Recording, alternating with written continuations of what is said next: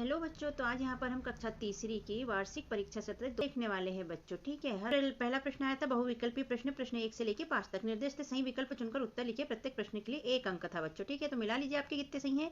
प्रश्न पहला है, श्रवण कुमार अपने माता पिता को किससे तीर्थ यात्रा कराने ले गए? बैलगाड़ी से, जहाज से, कावड़ से या कार से? तो इसमें हो जाएगा कावड़ से। प्रश्न दूसरा है, जो धूप में पैदा हो छाव में मर जाए वो क्या है? फूल है, पसीना है, पेड़ है या प्रकाश है? तो ऐसा क्या है बच्चों? तो पसीना है। प्रश्न तीसरा है, कंचनपुर के राजा का नाम था धनंजय, संजय, अजय या मोहन? तो धनंजय था बच्चों, ए नंबर का राइट है। प्रश्न चौथा है, दंड का विलोम शब्द क्या है? तो विलोम शब्द देख लेते हैं, डांट, पुरस्कार, सजा या मार?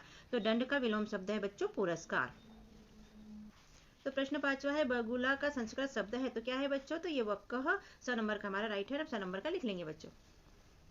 इसके बाद रिक्त स्थान है बच्चों 6 से लेकर 10 तक, यहाँ पर रिक्त स्थान पूरा करना है। तो प्रश्न छठवा है, अच्छे खालिस्तान के लिए शुद्ध हवा जरूरी है, तो अच्छी सेहत के लिए। ठीक है। प्रश्न सातवां है, चारों आदमियों ने मिलकर खालिस्तान काटी, तो क्या काटी बच्चों? लकड़ी काटी।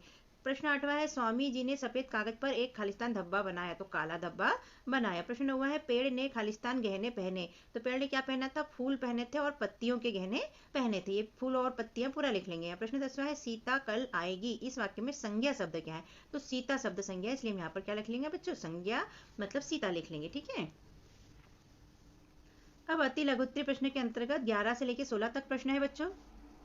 इसके बाद अति लघुत्तरी प्रश्न है बच्चों 11 से लेकर 16 तक। तो यहाँ निर्देश आ जाएगा, दिए गए प्रश्नों के उत्तर एक शब्द वाक्य में लिखिए, प्रत्येक प्रश्न के लिए 2 अंक है यहाँ पर बच्चों। ठीक है। प्रश्न 11 है, बच्चों की सरकार बनने पर प्रतिदिन क्या होगा? तो उत्तर में आप लिख लीजिएगा बच्चों की बच्चों की सरकार बनने पर प्रतिदिन, इतना पूरा लिख लीजिएगा। घर में त्योहार मनाया जाएगा, और आगे ये लिख लीजिए। इसके बाद प्रश्न 12वां, छत्रसाल ने अपने घोड़े को क्या नाम रखा था?